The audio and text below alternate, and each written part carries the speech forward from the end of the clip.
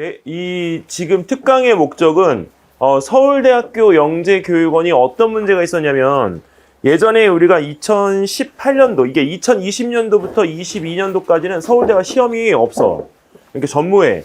그래서 우리가 그 전에 나왔던 문제는 어떤 문제가 나왔냐면 노벨상 수상자가 기자랑 인터뷰하는 내용을 갖다가 전문을 실어주고 그 전문 실어준 내용에서 이제 이 노벨상 수상자가 이야기한 내용들이 기자한테 어떻게 우리가 해석이 됐는지를 물어보는 질문이 나왔었어.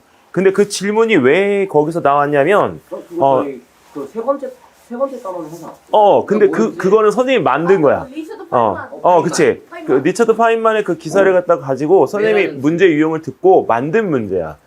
근데 이제 그 문제 자체에 대한 부분이 왜 나왔냐면 지금의 너희들 세대가 지금 선생님이 얘기하는 건 너희들은 그래도 똑똑하거든. 근데 이 부분에서 이 듣는 귀가 너무 약해. 그래서 올해도 너희들한테 그 문제에서 그런 문제 해석력을 갖다가 묻는 문해력 문제가 나오지 않을까 이렇게 싶어. 서울대가 연세대하고는 완전 딴판이야, 얘들아. 여기 서울대 그 자체에 대한 부분의 문제는 너네 연대에서 교과 문제였잖아. 근데 서울대 문제는 교과가 아니라 자꾸 생각하게 만드는 문제가 나온단 말이야. 그러니까 답변에서 내가 모른다고 해서 당황할 필요가 있을까 없을까? 없어. 그래서 사실은 여기 올해는 연대 반, 서울대 반 이렇게 될 것 같아. 작년 같은 경우에 연대가 월등히 높았거든. 합격자가. 근데 거기에 있는 부분에서 올해는 반반. 왜 교과적으로도 너무 훌륭한 사람이 있고 또 이게 사고력적으로도 훌륭한 사람이 있기 때문에 거기에 있는 부분에서 올해는 결과가 반반 정도 나올 것 같아. 자, 근데 만약에 그 문제 출제되어진 것 중에 그 옴개구리와 그 청개구리 이 비교에 대한 이런 문제가 나오면 실질적으로 이 옴개구리가 뭔지는 모르잖아. 근데 그 부분에 대한 이 내용적인 거에 어떤 동면 상태.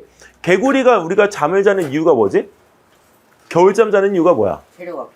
체력도 있지만 그 추위에 그 피부를 갖다가 우리가 견딜 수 있는 이 시스템이 돼, 안 돼? 안 돼. 동면 시스템이 안 돼. 그래서 우리가 그러면 이 개구리가 이 옴개구리가 일찍 깨어나거든? 그럼 일찍 깨어나는 이유가 그 일반적인 개구리에 대한 이 부분과 어떻게 돼? 서로 다른 시스템을 가지고 있는 거지. 그래서 그 시스템적인 부분에 대한 것들을 해석할 수 있는지 없는지 그걸 보는 거야. 정답은 있다 없다. 너희들의 생각을 갖다가 묻는 문제라는 거지. 그래서 서울대 영재교육원의 문제는 실질적으로 자기가 논리정연하게 그것을 서술할 수 있다라고 한다면 합격은 훨씬 더 높아져. 그리고 서울대는 1지망, 2지망, 3지망, 4지망까지 있잖아. 근데 4지망에서 붙은 애들이 있어. 진짜로. 그래서 왜냐면 이 연대하고 서울대하고 이제 동시 지원이기 때문에 지원상에서 연대로 빠져나가면 그 자리가 어떻게 돼? 또 남아. 그래서 우리가 마지막까지 우리가 기다려 봐야 되고, 그리고 이제 우리가 이제 토요일 날 시험이지만 한 가지 약속해야 될 게 있어. 뭔 약속을 해야 되냐면 서울대 영재교육은 안 된다고 해서 내 인생이 쫑나니? 아니요.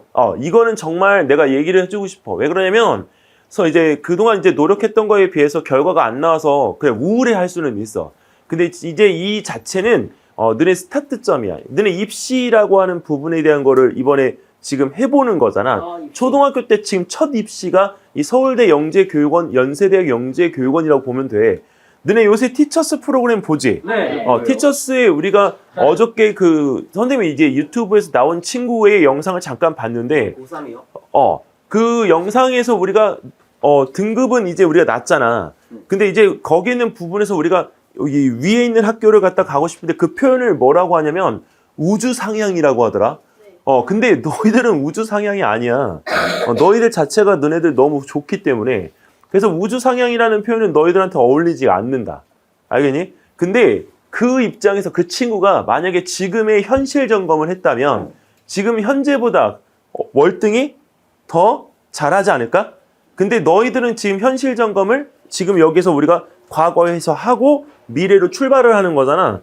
그럼 너네가 고3이 됐을 때 그 친구보다 어떻게 될까? 더 잘 될 수밖에 없어. 그리고 너희들 세대는 제일 중요한 게 뭐냐면 소신이 굉장히 중요해. 너네들 인구수가 점점 줄어들고 있는 건 알고 있지? 네. 그러면 대학은 갈 수 있는 문이 더 좁아질까 넓어질까? 좁아지지 않나요? 넓어졌는데 내가 선택의 권한이 어디에 있는지 뿐이야. 이해돼? 그러면 여기서 요새 정말 너희들이 머리를 트여야 되는 건 우리나라가 학교가 생각보다 많아. 그지? 근데 많은 학교 중에 너네가 골라갈 수 있는 시스템이 되면 시야를 넓혀야 돼. 어디까지? 외국까지. 그래서 대부분 우리나라 여기 지금 강남권에도 가장 많이 생기고 있는 게 뭐지? 국제학교야. 정말 많아. 선생님이 알고 있던 음식점도 국제학교로 바꿨더라. 어? 아, 진짜로. 음식점이 국제학교가 될 수 있어. 음식점의 자리에 너무 잘 되던 데인데 그 자리를 내놓고 거기를 국제학교로 바꿔버렸어. 자, 이러한 현실에 너희들이 앞으로 5년, 6년이 가면 지금보다 그 바람은 어떻게 될까? 더 거세질 거야. 그렇기 때문에 여기는 이 부분에서 입시의 지금 시작을 너희가 한번 경험했다라고 하는 부분에서 서울대 영재교육원과 연세대 영재교육원의 결과에 상관없이 무조건 너희들은 앞으로 나아갈 마음가짐을 가져야 되는 거야. 이해됐지? 영재교육원은 호불호가 갈린다. 호불호가 갈린다는 얘기 뭐냐면 네, 이걸 정말 꼭 준비를 갖다 해야 될 건가. 근데 선생님 입장에서는 내가 가르쳤던 제자들을 보면 실질적으로 영재교육원에서 나온 그 출신들의 제자들이 이 수행평가나 나중에 다른 거 어떤 걸 하더라도 학습적으로 밀리지가 않아. 학습적으로 밀리는 제자를 내가 봤으면 영재교육원을 이렇게 구태여나 애써가지고 할 필요가 전혀 없어. 근데 진짜 그런 제자들이 없기 때문에 선생님이 영재교육원에 대한 이 부분을 강조를 갖다가 하는 이유야. 자, 오늘 지금 개천절이잖아. 그지? 여기 글자 잘못 써줬는데, 우리의 보석이, 아까 보석 같은 빛나는 외모로 들어오는 바람에 하나를 더 쳐버렸네. 9시에 왔어. 생기철처럼. 9시에 왔어, 9시에. 그래도 진짜 일찍 왔어. 근데 열심히 공부했지만. 자, 근데 이 부분에서 우리가 여기에 있는 오늘 이제 서울대학교 과학영재교육원에 첫 번째 선생님이 내가 만든 문제, 서울대학교에서 식물에 관계되어진 우리의 생태 문제가 가끔 가다가 나오는데 선생님이 그 식물의 구조적인 문제에 대한 부분을 갖다 물어봐. 작년 같은 경우에 조름나물이 나왔는데 조름나물에 대한 생태가 나왔어요.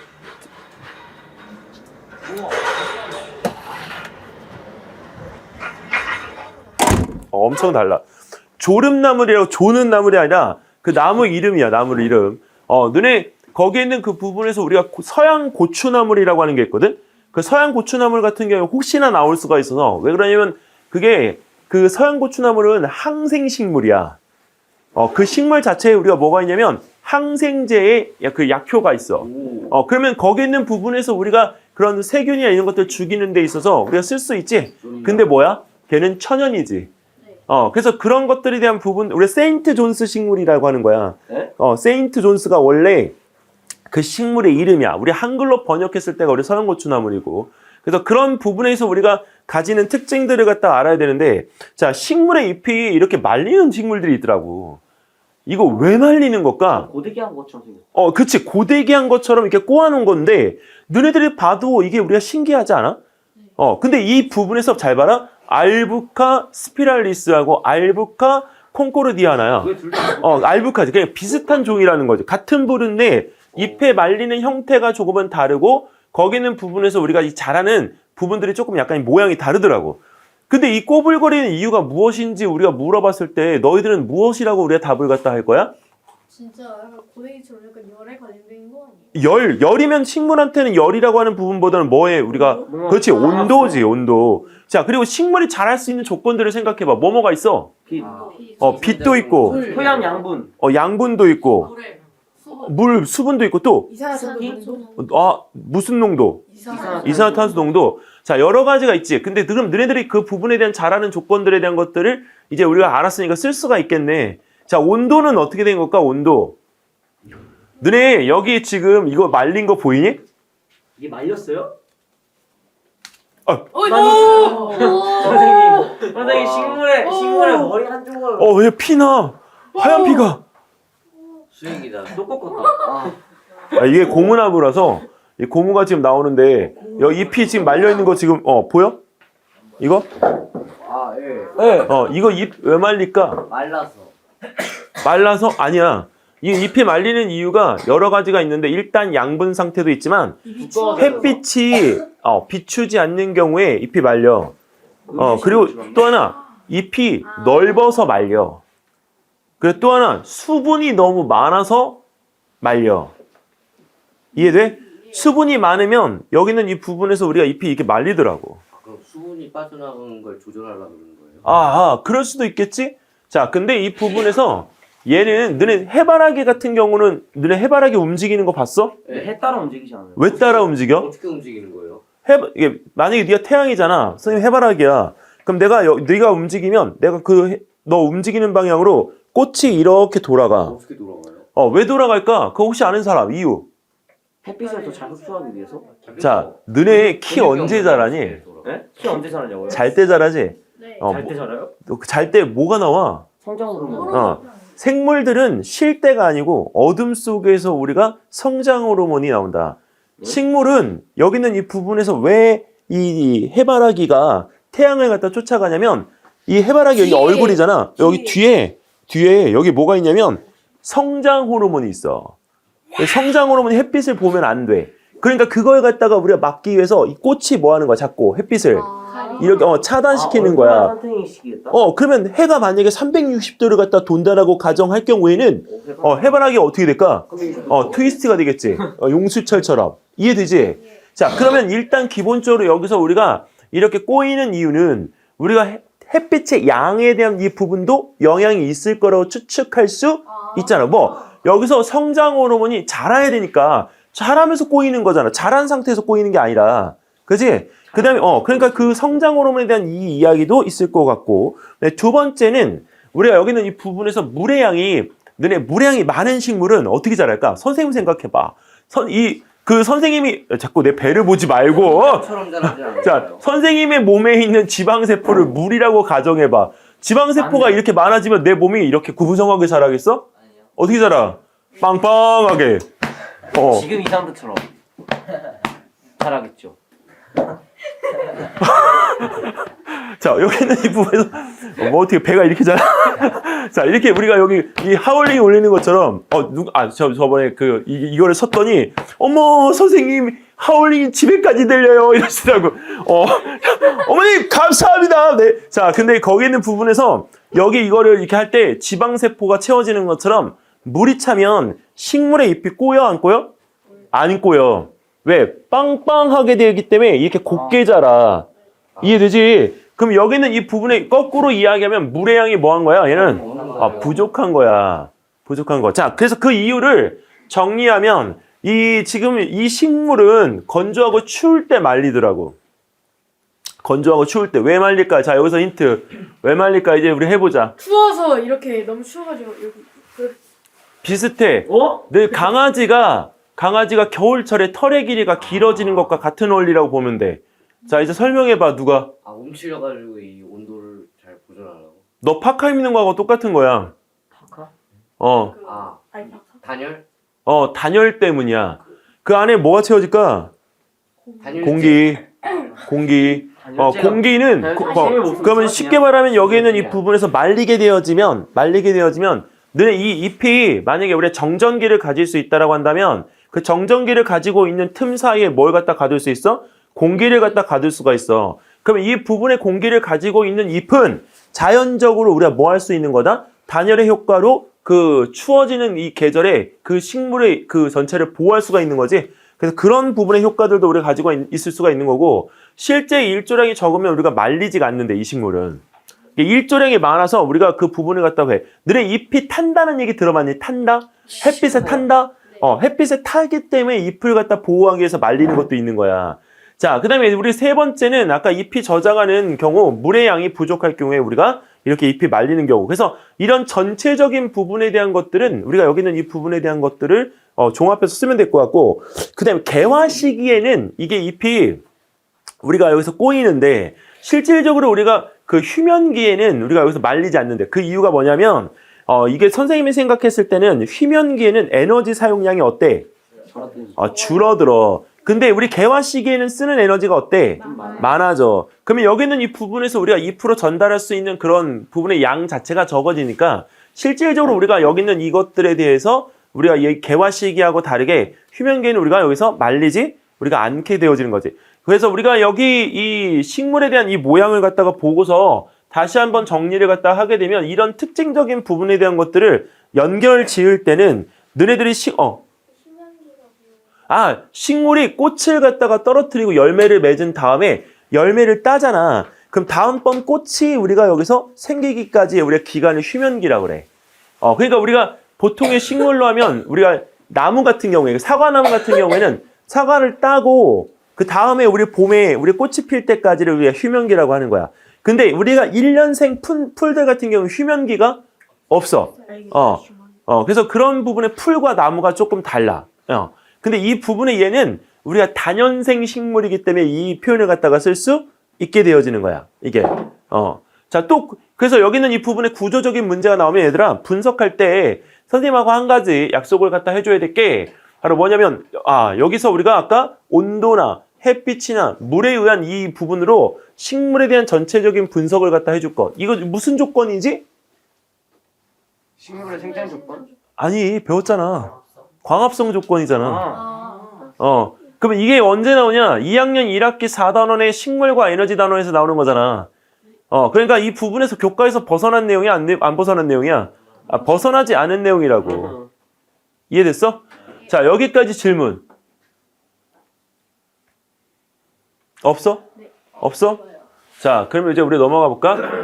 자, 이번에는 우리가 기후변화 원인인데 기후변화 원인 세 가지 아까 본 거 말고 지금 살짝 컨닝한 거 말고 온실가스. 온실가스 또 이산화탄소. 자, 이산화탄소 온실가스 똑같은 얘기지? 네. 자, 파괴? 오존 파괴 똑같은 얘기야. 빙하가 녹고 그 안에 있던 온실가스가 나오고 더 녹고 나오고 그것도 온실가스. 그것도 온실가스야. 자, 이거 알려줄게. 써먹어라. 그리고 여기에 약간 유사한 문제가 나오면 무조건 써먹어라. 알겠니?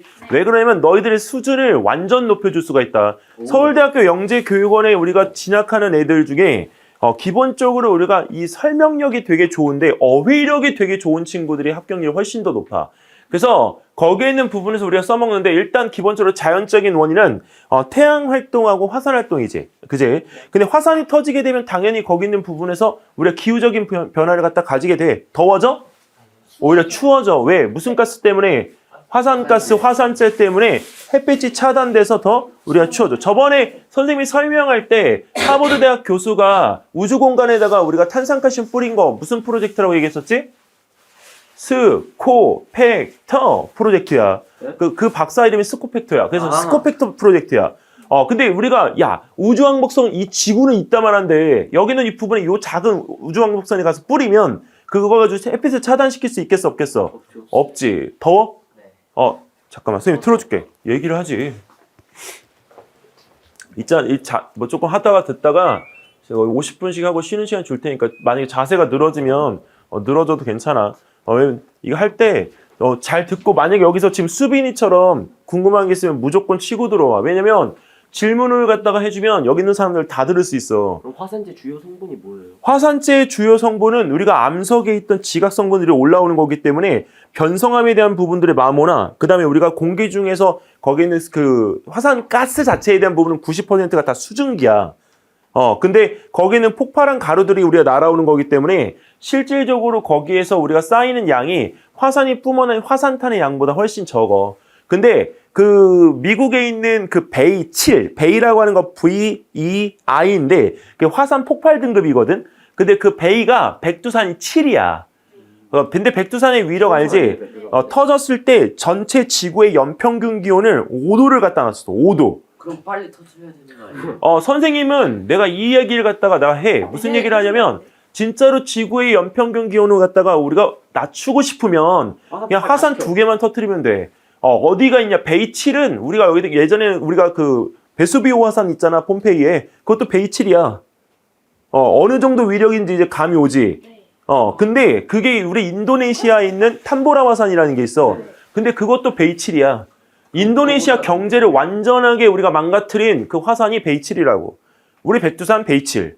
그러면 백두산이 터지면 일단 우리나라는 거의 멸망 수준이고. 우리나라 같은 경우에는 우리가 여기서 다행히 정말 우리나라가 너무 지리적으로 나는 좋은 것 같아. 왜냐면 우리가 겨울철에 이제 우리가 시베리아 기단에 의해서 그 화산재가 우리가 밑으로 내려오게 되면 우리나라 영향 받을 수 있어. 근데 우리나라 지대가 편서풍 지대여서 이 화산이 터지게 되면 여름철에 터지잖아? 그러면 편서풍의 영향 때문에 우리나라에 1도 영향이 안 올 거야. 왜? 다 위쪽에 있는 간도, 근데 러시아 쪽으로 우리가 날아갈 거기 때문에. 그래서 실제로 우리가 그런 지리적인 위치의 장점을 가지고 단지 우리가 걱정하는 건 뭐다? 바로 우리가 지진에 대한 대비, 내진 설계에 대한 부분이 전체 완전하게 되어 있는 거는 우리가 13%, 그 다음에 우리가 여기서 검증해서 내구성에 있는 내진 설계가 잘 되어 있는 거는 33%야. 그래서 이 전체적인 우리가 그 지진이 6.7 정도의 규모가 우리나라로 왔을 때 거기 있는 부분에서 우리는 조금 더 문제가 생길 수 있다. 요 정도까지. H이 제일 높은 거예요. 아니, 10. 미국에 있는 옐로스톤 국립공원이 베이 8이야. 너네 2012라는 영화를 갖다가 우리가 보면 아, 네.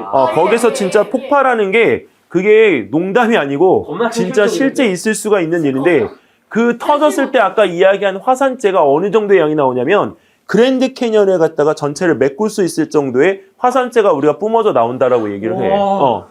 제일 강한 화산 베이 몇이에요? 베이 8이야 지금까지는.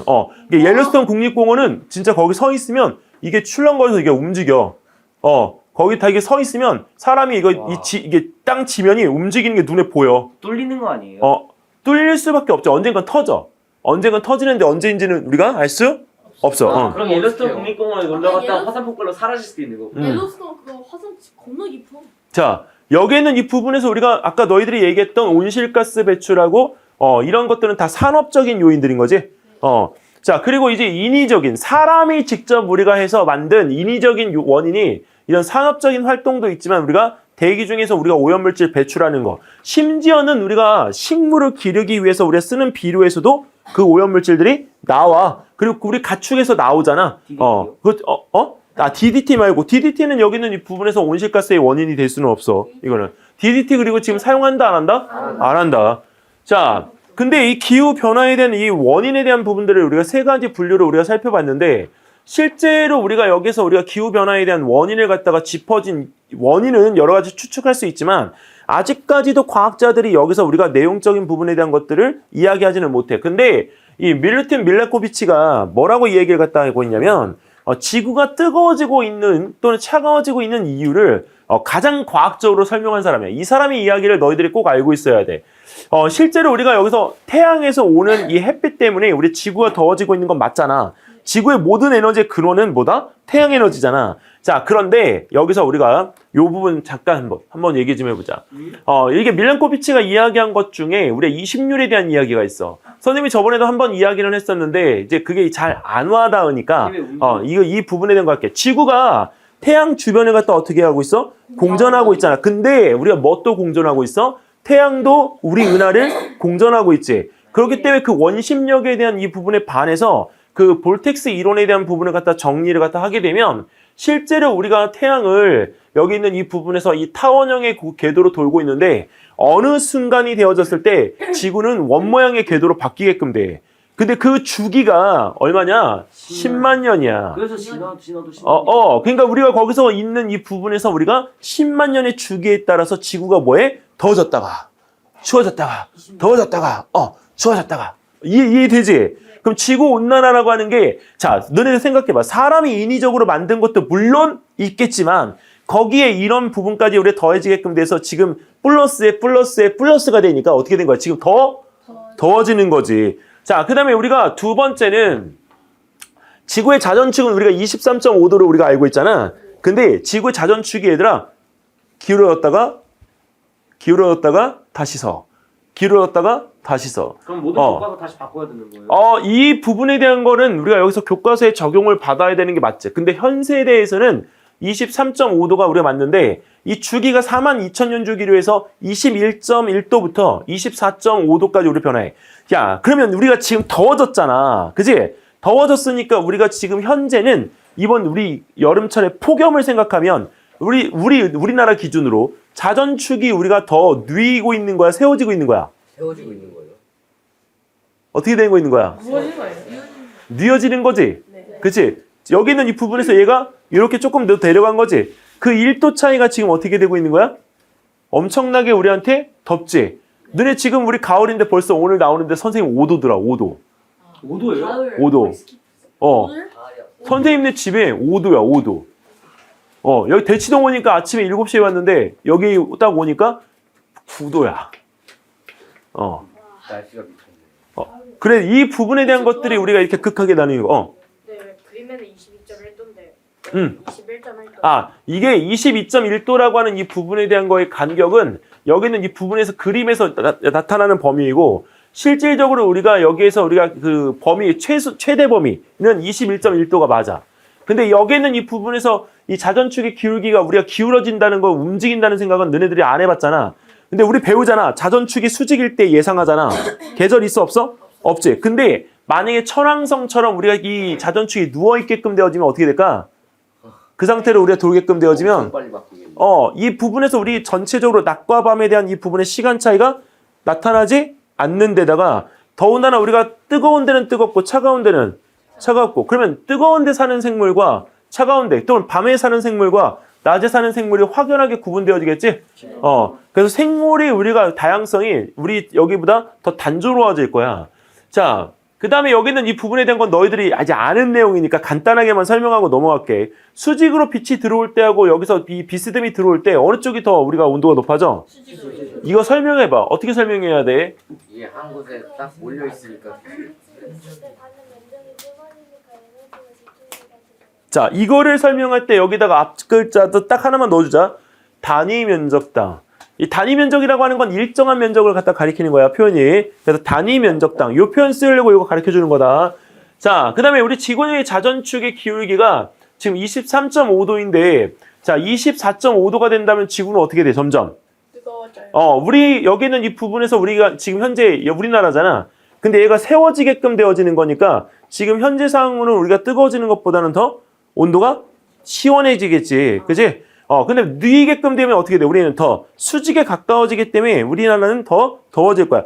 너네 우리나라 지금 현재 여름의 남중 고도가 약 한 78도 정도 돼. 근데 겨울철에 우리 남중 고도는 한 29도 정도 돼. 그러니까 거기 있는 부분에서 이 부분의 온도 차이가 확연하게 나타날 수가 있게끔 되는 거지.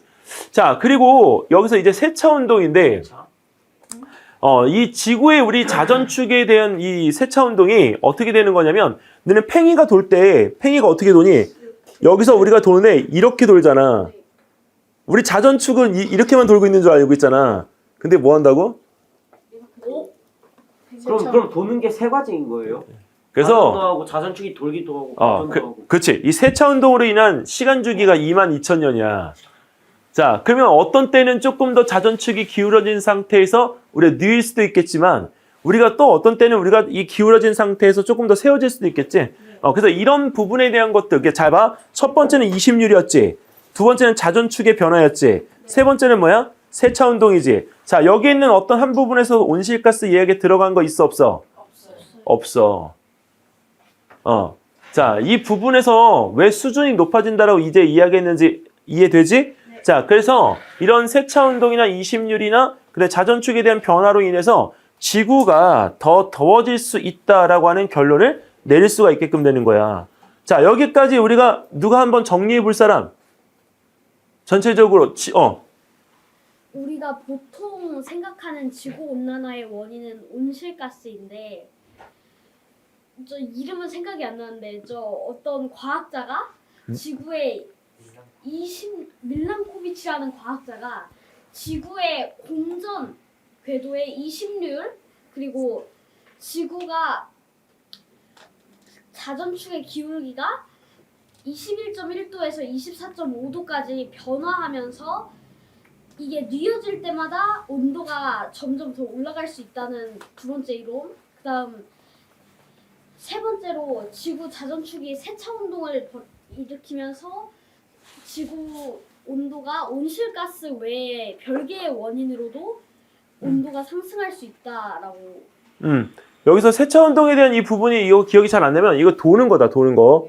근데 왜 세차 운동이 이렇게 도는 거예요? 팽이 여기 우리가 이렇게 팽이가 돌 때 이렇게 도는 게 아니라 이름이 이걸 발견한 사람 이름이 세차인가요? 아니 우리 한글로 이렇게 우리가 한 거고 팽이 운동을 갖다가 우리가 세차 운동이라고 표현한 거야. 이게 회전축이 돌 때 이 회전축이 선생님 회전축이면 선생님이 이렇게 돌아야 되는 거잖아. 네. 근데 어떻게 돈다고? 요렇게 돈다고. 요렇게. 아, 춤도 잘 못 추겠다. 아, 정말 안 되는 이 몸을 갖다 비추려고 하니까. 그래서 이 부분에서 우리가 이렇게 돈다고. 이렇게. 팽이 우리가 넘어질 때 우리가 그렇게 돌지 않니? 자. 왜 세차 운동하는 거예요? 세차 운동에 우리가 하게 되어지는 경우는 지구의 자전축의 힘이, 자전하는 힘이 우리가 떨어질 때가 있는 거지. 자, 근데 여기는 이 부분에서 우리가 이 자전축 자체에 대한 부분이 지금 현재의 방향과 반대로 돌면 어떻게 될까? 아, 계절이 반대로 되지. 근데 이거는 서울교대에서 예전에 나왔던 영재원 시험 문제야. 바로 되는 거예요? 아니면 서서히 되는 거예요? 여기는 이 부분에서 우리가 그냥 완전히 그냥 돌다가 슥 바뀌는 거지. 그러면 저희 항상 막 알아요. 쓰나미가 엄청 막 그럼 관성의 법칙은 다 날아가지 않을까요? 다 날아가고 확 네. 자, 이 얘기는 왜 나왔냐면, 이게 자, 지구의 이론상 지구는 오뚜기처럼 이 북극과 남극이 뒤집어지는 수가 있다 이렇게 나와. 네. 근데 너네 자전축이라고 하는 건 회전축이 바뀌는 게 아니고 자전축이 바뀐다는 건 뭐지? N극과 S극의 위치가 바뀐다. 나침반 절대 못 너네 여기는 이 부분에 우리 저기에 있는 상황에서는 실제로 우리가 여기서 이 자전축에 대한 우리가 북극점 남극점 있잖아. 근데 우리가 할 때 진북과 그다음에 여기서 진남은 안 바뀌어 절대. 이 진남 진북이 뭐냐면 진짜 북쪽과 진짜 남쪽이야. 그러면 이 부분에서 우리가 자북과 자남이라는 말을 써야 되는데 자북은 우리가 바뀐다 안 바뀐다? 바뀌어. 자기장의 위치가 바뀌어. 그러다 어떻게 돼? 뒤집어져. 그러면 여기는 이 부분에 우리가 자전축의 방향이 우리가 거꾸로 역전될 수도 있는 거지. 만약에 그렇게 되면 지금의 현재 시스템 상에서 우리가 이런 그 계절이 운행하던 것들이 거꾸로 가겠지. 어떻게? 봄, 여름, 가을, 겨울이 아니고 뭐야? 겨울, 가을, 여름, 봄이 되겠지. 그리고 또 하나는 여기는 이 부분에서 이제 우리가 빙하기가 오는데 지금 현재 우리가 지구가 겪고 있는 이 시기는 빙하기에 딱 첫 발 내디딘 거야. 그래서 우리가 지금 빙하기로 들어가는 입문 코스야. 그래서 이 부분에서 우리가 빙하기가 지금 당장 온다고 해도 이상하지 않아. 그래서 여기에 있는 이 부분에서 이런 빙하기에 대한 부분들이 우리가 반복이 되어지는 것들을 우리가 이런 자전축에 대한 변화, 그 다음에 아까 이런 세차운동에 대한 변화, 이런 것들로 지금 계속 추정하고 있어. 빙하기가 우리가 여기서 한번 오고 간빙기가 우리가 지금 온 상태에서 다시 빙하기로 우리가 들어가는 거기 때문에 그 100만 년 주기에 대한 이 부분의 이 시간적인 것들을 과학자들이 지금 계속 계산을 하고 있다. 단 지금 지구가 우리가 도는 속도가 우리가 조금 영향을 받을 수 있는 건 북반구가 너무 무거워. 왜 무거운지 알지? 밑에는 우리가 호주밖에 없잖아. 그런데 위에는 땅덩어리 넓잖아. 근데 거기다 뭘 저대기 시작했어? 건물 엄청 저대기 시작했잖아. 그 건물 싹다 빠그리고 부숴버리면 부서지면 그 잔해는 어떻게 해? 호주로 다 옮겨? 자, 그래서 그 부분에서 우리 뒤에다가 건물을 지으면 이 자북 이게 쉽게 말하면 지구가 오뚜기처럼 이게 뒤집어져야 되는데 그 뒤집어지지 못하고 그냥 있게끔 되는 거야. 무거워서. 그러면 호주도 똑같이 건물 싹 다 지어놓으면 그치. 본부장님 이거 에어컨 조금만 좀 꺼주세요. 애들 추운 것 같아요. 네. 자, 이런 일들 때문에 우리가 여기서 지구가 더 이상 온도에 대한 변화가 자유롭게 이렇게 바뀌지 않는 시스템으로 되다 보니까 온난화가 일어나도 그것이 계속 어떻게 돼? 지속이 되는 거지. 자, 여기 밀란코비치 이론에 대한 어떤 뒷받침이 있는데 이게 증거물이야, 증거물. 이 사람이 인정을 받을 수 있었던 거는 증거가 있었기 때문이야. 너네 그 베게너라는 사람이 대륙 이동설을 갖다가 주장해놓고 인정 못 받았잖아. 200년 동안.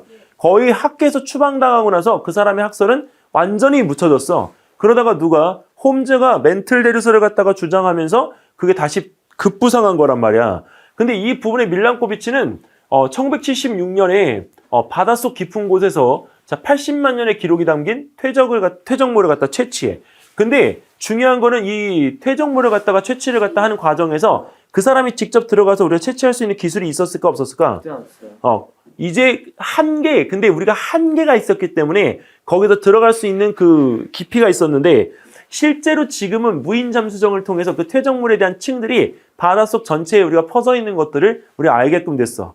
그래서 그게 더 확실시 되는 거야. 너네 그 북극에 가면 얼음동굴이 있는데 얼음동굴에 여기에 우리가 이 정도 두께가 되어진 나뭇잎 정도 두께 되어지는 이 층들이 있거든. 이게 시간상으로 얘들아 1만 년이래. 1만 년 동안 쌓인 먼지가 이렇게 층을 갖다 이루어서 그 부분에 퇴적물로 남아있는 얼음 퇴적물이 생성된 거야. 1만 년 동안 이렇게 쌓인 먼지니까.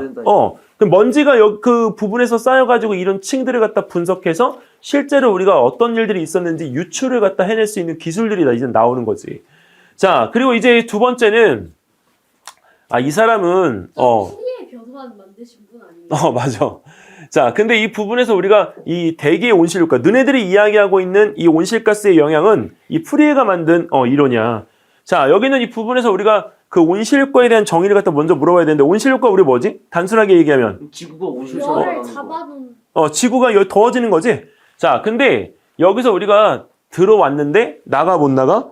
못 나가. 전체 우리가 여기서 대기 중에 흡수되어지는 것과 지표면에 흡수되어지는 양은 70%인데 밖으로 나가는 양은 우리가 70%가 돼야 되잖아. 못 나가고 50% 남아. 아 그러면 들어갈 땐 마음대로인데 나갈 땐 아닌 거예요? 그렇지. 계속 데워지게끔 되어지는 계속. 그래서 우리가 이 부분에서 우리가 지구 복사 에너지량과 태양 복사 에너지의 양이 합쳐지게끔 되어지면서 지구가 더 더워지게끔 되는 거야.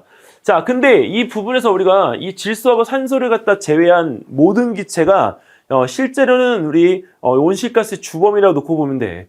자, 여기에 있는 이 온실가스를 갖다가 우리가 정말 이게 1%를 없애버리면 99%의 공기가 남을 거 아니야? 뭐만 남아? 질소하고 산소. 자, 근데 근데 이 부분에서 우리가 이게 없어지게 되면 영하 18도까지 떨어진대. 이 1% 때문에. 좋은데? 자, 그럼 여기서 문제. 자, 온실가스가 지구를 갖다가 데우고 있는 이 결과를 이용해서 행성의 테라포밍을 갖다가 할 경우에 가장 행성을 갖다가 덥게 만들어야 되잖아. 그럼 저희 지구에 있는 그 1%의 기체를 뽑아가지고 거기다 집어넣으면 아니, 그것보다도 우리가 그 화성이나 이런 데 가서 테라포밍을 할 때 거기는 공기가 지금 현재 그 지구의 2%밖에 안 된대. 그러면 지구의 2%밖에 안 되는 그 공기를 갖다가 보존하면서 행성을 갖다 데워야 돼. 왜?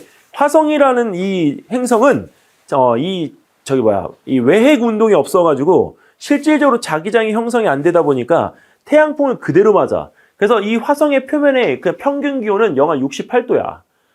그러면 그걸 데우게끔 하려면 우리가 거기서 바이오스피어를 갖다 이용하는 거 말고 우리가 무엇을 갖다 이용하면 좋겠어? 온실가스. 근데 온실가스를 갖다 붙잡아 두려면 우리 무엇이 필요해?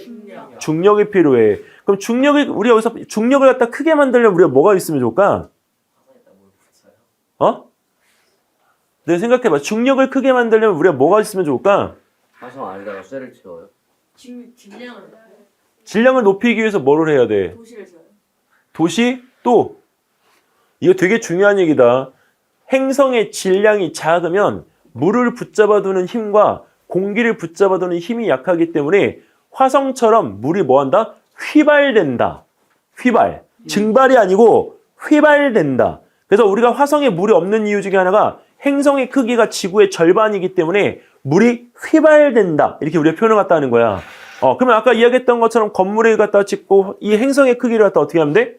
더 크게 하면 되지. 즉 쉽게 말하면 화성의 겉에 테두리에다가 인공적으로 화성의 부피를 늘릴 수 있는 장치들을 갖다가 만들면 우리가 행성에 대한 부분들의 크기를 갖다가 크게 하면서 실제 중력의 효과로 거기서 공기를 가두어두고 쓸 수 있지 않을까. 왜 우리가 너네 유튜브 보면 다이슨 구체라고 해서 태양에다가 우리가 이렇게 가둬가지고 에너지를 뽑아내는 거 우리가 보잖아. 근데 그것처럼 우리가 화성 전체를 갖다 어떻게 구의 형태로 우리가 가둬두는 거지. 그래서 실제로 그런 공기에 대한 부분들을 갖다 우리가 여기서 만들게끔 되면 화성에서도 우리가 따뜻하게 살 수 있는 그런 환경이 우리가 가능할 거라고 지금 생각이 돼. 그래서 만약에 창의적으로 그런 부분에서 행성에 대한 어떤 디자인을 갖다 해야 된다고 할 때 우리가 그런 것들에 대한 부분들을 거꾸로 역으로 이용해서 온실 효과를 갖다가 이용해 행성 데우기를 갖다 시작하는 거야. 대부분의 행성들은 우리가 어때? 다 추워. 너네 이번에 그 나왔던 토성의 타이탄 있지? 토성의 타이탄에 우리가 가서 사람이 살기에 딱 적당하다고 이야기하고 있지? 왜? 화성의 타이탄에 뭐가 있어? 아니, 토성의 타이탄에 뭐가 있어서? 메탄. 그 뒤에 기압 질소. 거기 물이 있어서. 아니, 물을 대체할 수 있는.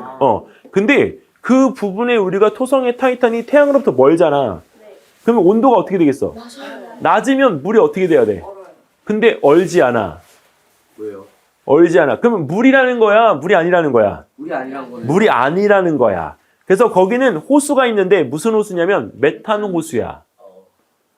자, 그러면 우리가 이제 이 먼 거리에서 우리가 가보지도 않았는데 먼 거리에서 그것이 물인지 아닌지 판단할 수 있는 기술까지 우리가 유추할 수 있는 거잖아. 그럼 너희들이 어떤 특정한 조건이 주어진 상태에서 발견되어진 행성의 물이 물인지 아닌지를 갖다 판단할 수 있는 거는 너희들이 배웠던 뭘 가지고 우리가 하는 거야? 물에 녹는 점, 어는 점, 끓는 점을 가지고 근데 판단하게끔 되는 거지. 그거 기압 1기압일 때만 맞는 거 아니에요? 당연하지. 근데 토성의 타이탄에도 대기 있단 말이야. 근데 대기가 있는데 거기는 부분에서 우리가 얼지 않는다니까? 너 화성의 온도가 영하 68도잖아. 네. 그럼 화성보다 더 먼 거리에 있는 이 토성의 타이탄은 어떻게 되겠어? 더 낮겠죠. 그렇지. 근데 안 온다고. 아. 그러니까 다른 물질인 거야, 완벽하게. 아니 덥습니다. 포인트 맞아. 그러면 무슨 물질이에요? 그 메탄이야, 메탄호수. 아니야. 자, 근데 거기에서 우리가 어디지? 해왕성인가는 우리가 이 표면의 색깔이 어때? 파래요. 파랗지? 왜 파란지 아는 사람? 물? 영하 200도. 메탄하이드레이트. 그냥 다 오라고. 메탄하이드레이트야. 오 맞았네. 근데 메탄하이드레이트가 빛을 갖다가 우리가 반사할 때 빨간색은 흡수하고 걔는 파란색은 반사하기 때문에 우리 눈에 파란색으로 보이는 거야. 메탄하이드레이트는 우리가 여기서 긴 파장에 대한 부분만 흡수하고 단파장은 여기서 우리가 전부 다 반사한다. 그래서 그렇기 때문에 거기 있는 부분에서 우리가 내용적으로 그런 행성. 근데 너네 지금 여기 결론 나지 않아? 아까 토성의 타이탄 위치에서는 메탄 호수가 있는데 조금 더 멀리 있는 태양계 끝에 있는 해왕성의 위치에서는 그 메탄이 어떻게 돼 있어? 얼어 있잖아. 이해돼? 그거 무슨 얘기인지? 그러면 나중에 우리가 해왕성 갈 때도 거기 있는 그 부분에서 우리가 온도를 갖다 높여주면 우리가 메탄 호수를 갖다가 구경할 수 있겠지. 근데 더군다나 제일 재밌는 건 이 메탄이 있으면 우리 그 행성을 갖다가 뭘 할 수 있어? 공기 대기질을 바꿀 수가 있지. 대기질 바꿀 수 있어. 그래서 그 대기질, 왜? 지구의 원래 원시 지구의 시작은 우리 뭐였어? 원래부터 산소가 있었어? 아니야. 지구의 시작은 메탄이야, 메탄. 그래서 거기 있는 부분에서 우리가 그런 것들에 대한 것들을 이용해서 행성에 대한 부분들을 살 수 있는 거주지 형태로 우리가 바꿀 수가 있는 거야. 자, 야, 서일아. 네, 시우도. 야, 이게 지금 졸린데, 은우 아까 너 질문 있었는데, 뭐 질문, 아까 뭐 했었어? 아니야? 근데 어떻게 메탄이 현소롭게? 그게 이제 나중에 이제 그 대기질이 이제, 선생님이 이제 그 책을 갖다가 읽고 그냥 공부한 거는 거기 있는 부분에서 우리가 이 지구 자체 내 시스템에서는 그걸 갖다 바꿀 수가 없어. 근데 외부에서 우리가 날아오는 운석 덩어리에 있는 것들을 실어다 주는 것들이 있잖아. 그런 것들이 우리가 대기질과 반응하거나 또는 우리가 다른 물질을 갖다 생성했던 것들을 가지고 오면서 거기에 이렇게 뭔가 화학 반응이 일어나게끔 되는 것 같아. 근데 예전에 우리가 선생님도 유튜브를 많이 보기 때문에 그 유튜브에 대한 부분에서 내가 보는 것 중에 예전에 얘기를 갖다 좀 해주면 원래 지구에 우리가 이 부분은 땅과 위에 있는 대기가 얼음 대기밖에 없었다 이렇게 얘기가 나와. 근데 얼음 대기가 그 왜 있었는지 그건 모르겠지만 그게 자외선을 갖다가 막아주기 때문에 실질적으로 우리가 아무 문제가 없었는데 어떤 기회로 해서 그 부분에 대한 것들이 다 어떻게 돼? 이제 녹아버린 거지. 그러면서 이제 지구의 대기 순환 시스템이 생기고 그다음에 이제 우리가 물이라고 하는 부분들이 우리가 생긴 걸로 그렇게 얘기들을 하고 있어. 근데 그게 우리가 본 게 아니잖아. 그러니까 그 부분에서 우리는 이제 그걸 추측을 갖다 할 뿐인 거지. 우리 달에 얼마 전에 중국 탐사선이 갔잖아. 중국 탐사선 뒷면에 갔잖아. 그래서 거기서 우리가 화산도 발견하고 그리고 또 하나 거기에 이제 이 달에 있는 물이 있다라고 하는 걸 알고 또 하나 힛도류가 있는 걸 갖다 발견을 했어. 힛도류 지금 난리에 있잖아. 뭐예요? 힛도류 그게 없으면 2차 전지를 갖다 만들 수가 없기 때문에 전기에서 우리가 쓰는 모든 것들을 우리가 여기서 사용할 수가 없어. 지금 시스템에서. 근데 그 힛도류를 갖다가 지금 발견한 게 또 중국이네. 그러니까. 자, 근데 중요한 건 있잖아, 얘들아. 사람들이 거기서 그 힛도류를 뽑아야 될까 말아야 될까 고민을 갖다 하기 시작하면 최근 이슈야, 최근 이슈. 뽑아내요. 뽑아야 된다. 오케이, 내려. 솔직히 자, 뽑지 말아야 된다. 뭔가 내두는 게 잠깐만. 왜 뽑지 말아야 돼? 비상대책으로 남겨놔야 되지 않을까요? 아 그럼 너도 언젠가 왜 뽑지 말아야 돼? 뭔가 지금의 기술로 뭔가 완벽하게 뭔가 그걸 뽑아낼 수 있는. 아 그래? 왜 뽑지 말아야 돼? 그게 뽑아서 가져왔을 때 뭔가 여러 번 생기는 문제들도 있을 거고. 문제? 왜 뽑지 말아야 돼? 뭔가 남겨놔야 되지 않을까요? 후세를 위해서. 네. 자 아까 우리 뭐 배웠지? 화성에 화성에 뭘 키워야 된다고? 자기장. 질량. 아. 야 힛도리를 뽑게 되면 그 양적인 건 얼마나 되는지 모르겠지만 달의 질량이 어떻게 돼? 아 들어오는구나. 그러면 지구와의 관계가 이해됐어? 안 좋아지게. 안녕 하면 그럼 어떻게 돼? 지구, 물, 바닷물. 그냥 고인 호수댐. 그러면 이게 왔다 갔다 이렇게 해야 되는데 그게 안 움직인다고. 움직일 수 있는 이 힘을 없애준다고. 지수가 막 뽑진 않겠죠? 그러면 우리는 좋아. 딱 이점이 있어. 뭐가 안 일어나? 쓰나미가. 지진이 안 일어나. 지진이 적어져. 근데 그거 하나밖에 없어. 좋아. 근데 바닷물이 움직이지 않으니까 이 돌아가는 순환 시스템이 어떻게 돼? 직접 만들어야 돼요. 그렇지. 자, 그래서 그런 달에서의 어떤 채취에 대한 부분들을 우리가 허용하게끔 되는 순간 그러한 부분이 있을 수 있다라고 하는 가정을 갖다가 우리가 할 수가 있게끔 되는 거야. 이해돼? 그게 며칠 전의 이슈이기 때문에 혹이나 지금 문제를 갖다 만들어야 되는 상황이면 그런 것들에 대해서 우리가 접할 수 있는 그 부분들의 그 교수님들이 얼마든지 너네들한테 물어볼 수 있는 얘기들이야. 이해돼? 네. 그러면 이제 자 우리가 여기서 또 결론을 내리자. 우리가 행성의 우주 이야기가 나오면 우리가 꼭 고민해야 될 단어 하나가 뭐야? 질량이야, 질량. 근데 왜 달의 질량이 줄어든 지진이 안 발생해요? 힘이 적어지게끔 되면 지금 우리가 여기서 그 달이 잡아당기는 인력 때문에 이 지각판들이나 이런 것들이 우리가 여기서 이게 같이 영향을 갖다 받는다라고 생각해. 근데 달의 힘이 여기서 쉽게 말하면 여기 강민이하고 보석이가 있잖아. 근데 이게 붙어 있는데 내가 힘으로 이렇게 밀지를 않아. 그럼 원래 이렇게 유지되어져 있어야 될 얘네들이 내가 밀면서 여기 축이 무너지면 당연히 지각판이 여기서 우리가 고마워. 자, 지각판이 어떻게 돼? 여기서 우리가 기형적으로 뒤틀리게끔 되니까 지진이 발생할 수밖에 없지. 자, 또 질문. 히토리가 뭐예요? 히토류는 그 금속의 이름이 아니고 금속의 통칭이야. 이게 희귀한 금속이다 이게 표현을 갖다 하는데 우리가 고부가 같이 그 금속이야. 그래서 2차 전지부터 시작해가지고 우리가 그 만들어진 광물질들을 갖다 이용해서 우리가 다른 데에 반도체 산업이나 이런 데 다 이용해. 근데 그게 없으면 쉽게 말하면 반도체를 못 찍어내. 집에 있어? 아니 집에 있다고? 집에 히토리가 있다고? 지구에 얼마나 있어? 너 거기 뒤에 있는 백년산에다 설마 다 묻어둔 거야?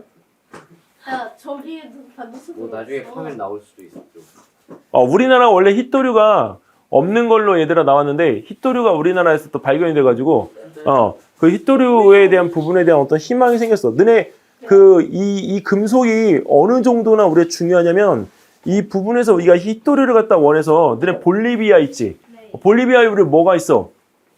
우유니 사막 있지? 소금 사막. 네. 그 소금 사막이 전체가 다 히토류야. 와. 야 그래서 선생님이 모 기사를 갖다 거기다 읽었는데 탑질 한번 하면 그 볼리비아에 있는 히토류를 우리가 우리나라 기업에서 좀 자연스럽게 좀 쓸 수 있도록 그 부분에 볼리비아하고 계약했다는 얘기를 갖다 들었어.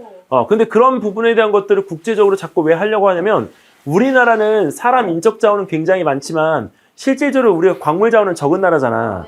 그러니까 그런 부분에서 우리가 그런 것들을 이제 외부에서 사들여야 되기 때문에 그래서 저희가 북한이랑 통일을 해야 된다는 거예요. 북한이 밑에 자원이 좀 있으니까. 나 중국한테 이거는 좀 별개의 얘기지만 너네 북한하고 통일을 갖다 하게 되면 제일 중요한 건 북한의 재정 지원이잖아. 근데 북한의 재정 지원을 갖다 한다고 했을 때 우리 5,300만이라고 가정하고 5,300만의 인구가 떠나야 될 빚이 있어. 20년 동안. 그것도 매월. 얼마씩인 줄 알아? 2,500만 원이야. 한 달에. 자, 그래서 무조건 통일을 갖다가 한다라고 하는 게 좋은 건 아니야. 왜냐면 그래서 우리가 저 대표적인 나라가 어디야? 서독하고 동독이지. 서독하고 동독이 우리 합쳐지면서 서독이 전 세계 부유국가에서 우리가 5등 안에 들던 나라가 지금은 저 밖으로 밀렸지. 시간에 복구되어지는 시간이 한참 걸렸잖아.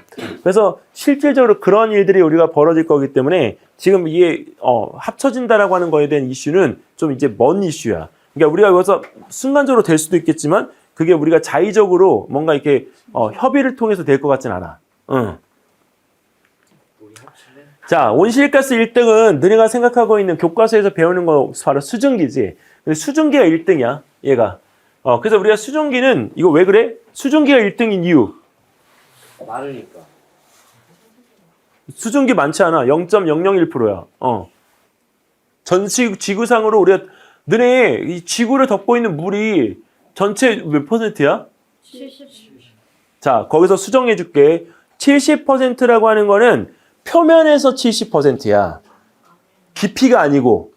이해되지? 그래서 그냥 지구 동그라미에다가 파란색으로 붙이려 놓은 거랑 똑같다고. 이해되냐? 전체 70%라고 하는 건 어마어마한 양이기 때문에 그럼 우리 지구는 우리가 물의 행성이라고 봐도 되는 거지. 근데 그게 아니라 지구 겉표면에 있는 이 부분을 갖다가 우리가 두르고 있는 물의 전체 겉표면 면적이 70%인 거야. 이해됐어? 전체 퍼센트는 우리가 1%도 안 돼. 그 밑에 다 지가 멘틀이나 그렇지. 다 합쳐서 하는. 껍데기야, 껍데기. 그 껍데기를 가지고 우리가 살고 있는 거야. 자, 근데 이 물이 너네들 배웠지? 비열. 네. 비열이 높은 물질이기 때문에 이 열을 가지고 있을 수 있는 능력이 너무 뛰어나. 그래서 우리 지구를 갖다가 데워주게끔 되는 거야, 이게. 자, 그 다음에 우리가 온실가스를 나머지를 갖다 분석을 해보면 온실가스 어떻게 생기는가 봤더니 야, 선생님은 이 부분에 대한 걸 내가 조사하면서 깜짝 놀랐어. 왜냐면 보통 우리가 화석연료 당연히 우리가 여기서 생각을 하잖아. 근데 화석연료가 이거는 있고 기본적으로 여기서 동식물 부패되면서 나오는 양이 20%나 돼. 이게 썩는 걸로 인해서 나오는 온실가스가 20%나 된다고. 이거 우리가 다른 말로 바꾸면 우리가 뭐 하는 거야? 음식물 쓰레기잖아. 음식물 쓰레기가 부패되면서 우리가 온실가스로 생산되는 양이 전체 온실가스 중에서 20%나 된다고. 그러니까 우리가 나라에서 음식물 쓰레기를 자꾸 뭐 하려고 그러는 거야? 줄이려고 하는 거야. 근데 우리나라가 전 세계적으로 음식물 쓰레기를 가장 잘 버리는 걸 알고 있지?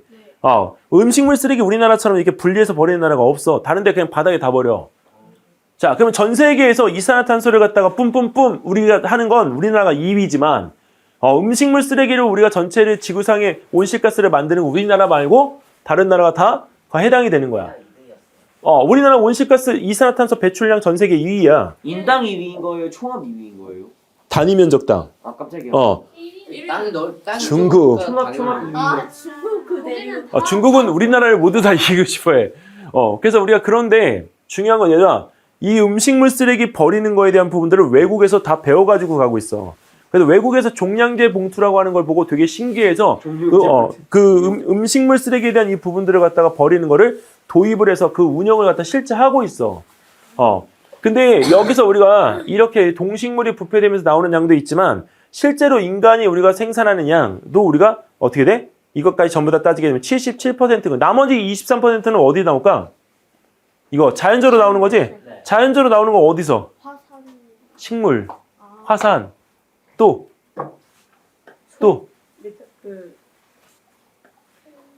증발. 왜 빼먹어? 왜? 자, 내가 이거 한 단어인데 이 한 단어 왜 가르쳐 주게? 아까 선생님이 분명히 첫 번째 내가 뭘 보여줬어? 수증기 보여줬잖아. 근데 너네 거기서 우리 지구의 겉표면의 70%가 다 뭐라고? 물이라고. 그럼 지구에서 우리가 그래서 증발될 때 증발하는 이 물도 이 지구를 데우는데 충분한 역할을 한다고. 그러니까 증발이라는 거를 우리가 빼먹지 말라고. 그러면 지구 온난화 얘기할 때 너네 온난화에 대한 부분 수증기 얘기하면 이런 부분에서 원인을 얘기할 때 거기 있는 부분에서 증발이라는 현상을 빼먹으면 돼, 안 돼? 안 되는 거지. 수빈아. 근데 그 이산화탄소 그 생산된 이산화탄소 양이 증발해서 이산화탄소가 이산화탄소가 증발해? 그 인간으로 생산된 이산화탄소 양이 77%인데 나머지 23%가 그 얘기를 지금 하고 있는 거야. 이게 물이 증발했는데 이산화탄소가 누가 있어요? 아니 그 이산화탄소 이 양하고 말고 지구 온실가스 대한 이 부분에서 우리가 수증기가 차지하는 거. 선생님 만약에 표현을 갖다 잘못했으면 그건 선생님 수정해 줄게.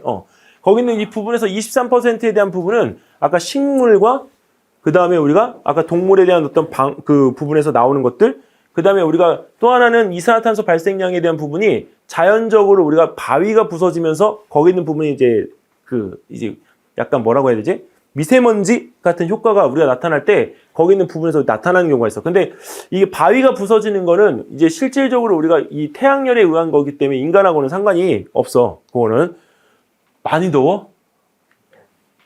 거기가 더워? 거기 오히려 그 바람이 거기 부딪혀가지고 부채자는 바위 나왔을 거야. 자, 우리가 만약에 지금 이제 산소가 없을 때는 벌어질 수 있는 일들이 이제 생기는데, 얘들아, 산소가 없을 때 우리 지구상에서 벌어질 수 있는 일들 뭐가 있지? 생명체들이 당연히 호흡을 못하니까 죽겠지. 또 두 번째는 불을 못 펴요. 또 물을 못 만든다. 썩지 야, 않아요. 너네 과학 기사 엄청 안 보는구나. 산소가 없어지면 건물이 다 없어진다. 이유를 설명할 수 있는 사람. 콘크리트. 콘크리트. 그 콘크리트 분자가 딱 결합이 돼 있을 때 여기에 산소가 들어차서 이 산소가 건물을 단단하게 유지시켜주는 역할을 하는데 산소가 없어지면은 이 결속력이 떨어지니까 이 건물들이 전부 그냥 건물 맞는 얘기인데, 우리 지구상에서 우리가 모든 암석을 갖다가 이루는 그 성분이 SiO2라는 규산염 물질이야. 근데 SiO2인데 그 규산염 물질이 없어지게 되면 이 암석을 이룰 수가 없어. 본드 같은 거야, 본드 같은 거. 그래서 이 부분에서 우리가 이런 체계, 그 산소가 또 없으면 아까 어떻게 돼? 썩지. 기본적으로 그 대장 속, 이 동물에 있는 대장 속이나 방귀 트림에 많이 포함되어져 있는 부분들에 대한 것들이 우리가 여기서 실제 어떻게 나타나는지 그 양상에 대한 부분들을 여기서 우리가 포함할 수가 있어. 근데 이 메테인 자체가 이제 산소가 없는 환경에서 발생이 되는 경로가 너네 방구 낄 때마다 나오는 그것도 다 메테인이 이제 우리가 발생하고, 가장 이 많은 건 가축의 소방기야. 소방기가 차지하는 양은 메테인 발생량의 우리가 40%를 차지해, 얘들아.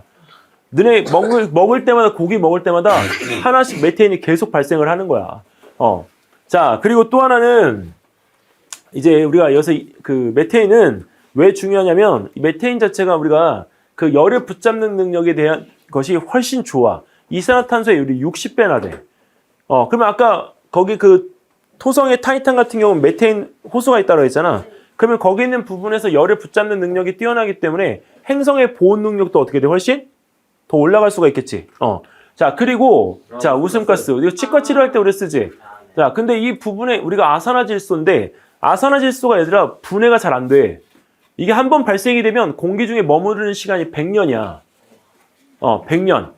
자, 그러면 이 부분에서 우리가 100년 이상의 이 시간을 머무르는 이 아산화질소가 전체 우리가 여기서 온실가스 4위이긴 하지만 열을 붙잡는 능력은 이산화탄소의 약 270배.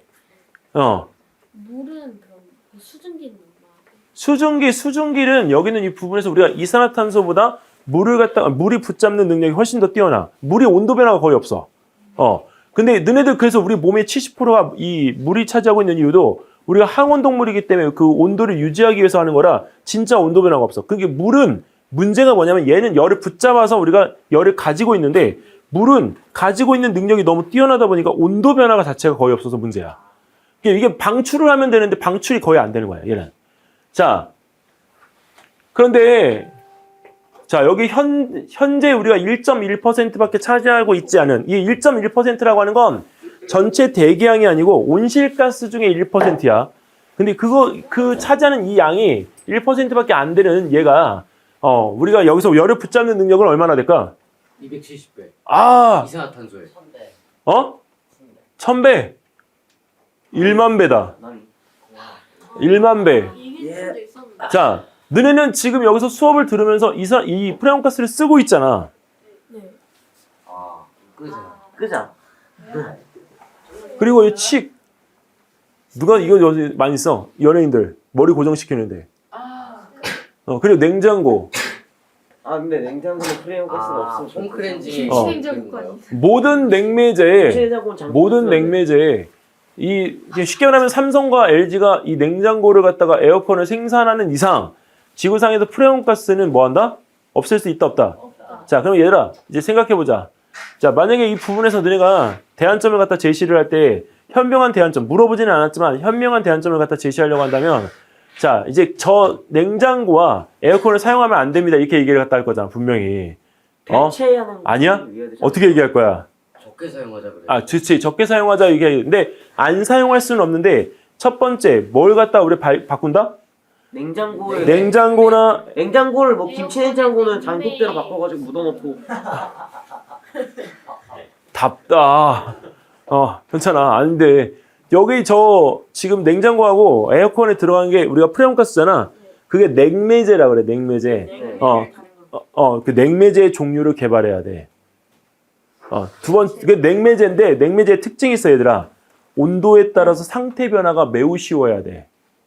왜? 적은 온도에도 열을 금방금방 전달을 갖다 해줘야 되는 것이 상태의 변화이기 때문에 그 상태 변화가 일어나서 열을 잘 전달해주는 게 쉬워야 되는 거야. 그리고 프레온가스보다 덜 환경을 파괴해야 되고. 그렇지. 그리고 프레온가스가 우리가 가지고 있는 이런 열을 붙잡아두는 능력을 우리가 여기서 최소화시킬 수 있는 신물질이어야 되는 거지.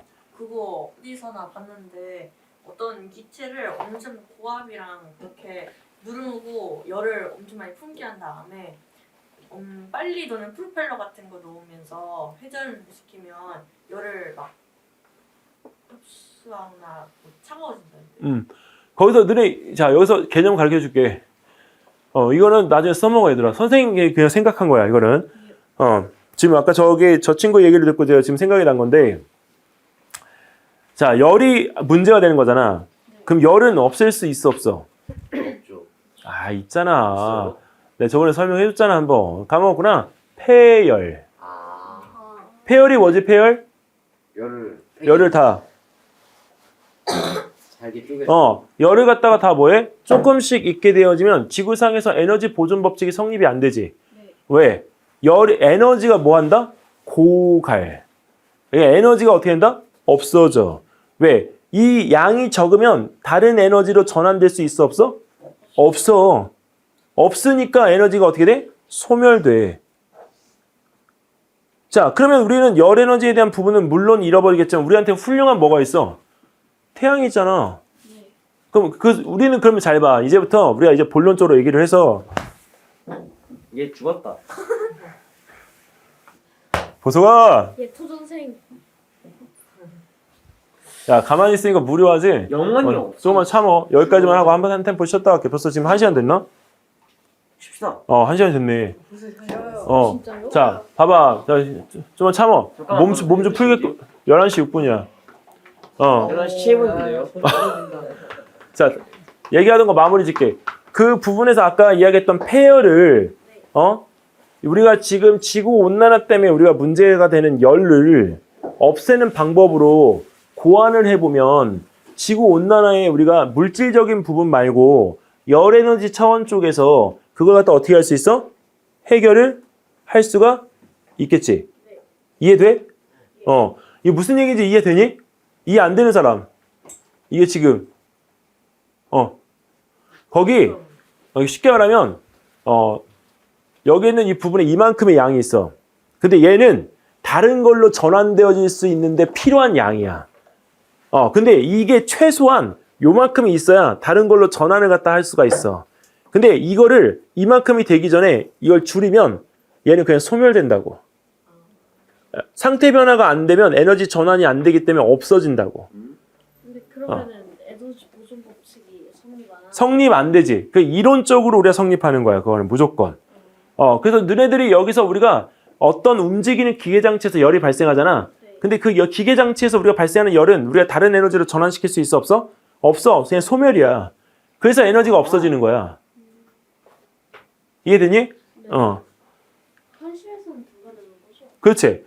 자, 그럼 온실가스 원인에 대한 온실효과의 원인으로 지목된 물질 중에서 자, 발견되거나 명명된 것 외에 추가적으로 발견될 때 어떤 물질이 타당성이 있을지 말해보세요. 이런 문제가 나오면 자, 우리 답을 할 때 어떻게 해야 되냐. 예를 들어서 아산화질소 예를 들면 아산화질소는 우리가 여기서 탈질과 질산에 대한 이 부분이 있는데 탈질은 뭐냐면 산소가 없을 때 미생물이 질소를 갖다 분리하는 과정이야. 자, 근데 이때 우리가 여기서 아산화질소를 갖다가 우리가 발생하는 게 우리는 사람인 줄 알았어. 비료에서. 근데 그게 아니라 고세균이라고 하는 것이 이 아산화질소를 갖다 발생하는 주범인 거야. 그럼 우리가 여태까지 범인인 줄 알았잖아. 근데 그게 아니라 누가 범인인 거야? 고세균. 여기는 세균이 범인인 얘를 거야. 어떻게 없애요? 없앨 수 있는 방법이 없지. 얘도 얘 역할이 있으니까. 그래서 우리가 그 부분에서 그런 과정에서 이런 고세균이 우리가 문제가 되기 때문에 우리가 나타날 수 있는 것들.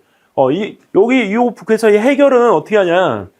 하나 이 부분에 대한 건 다른 얘기인데 온실가스에 대한 부분 중에서 이산화탄소 있지? 이산화탄소를 갖다 뭘로 바꿔? 플라스틱으로 바꾼다고. 이게 우리가 여기서 찾아낸 기술 중에 하나인데 이산화탄소를 갖다 플라스틱 원료로 바꿀 수 있는 고효율 전환 촉매가 우리가 개발이 되는 거야. 그게 있어요 지금? 지금 이제 막. 그래서 우리가 어쨌든 지구에 있는 이 모든 것들을 갖다 줄이기 위해서 지금 이런 일들이 벌어지게끔 되니까 너네들이 이런 용어적인 부분들을 갖다 익히고 있으면 이번에 우리가 5일날 그래도 시험 볼 때 한 가락이라도 조금 도움이 되지 않겠니? 이해됐어? 네. 자, 일단 여기까지는 잠깐 쉬고 할게. 10분간 쉬고 와.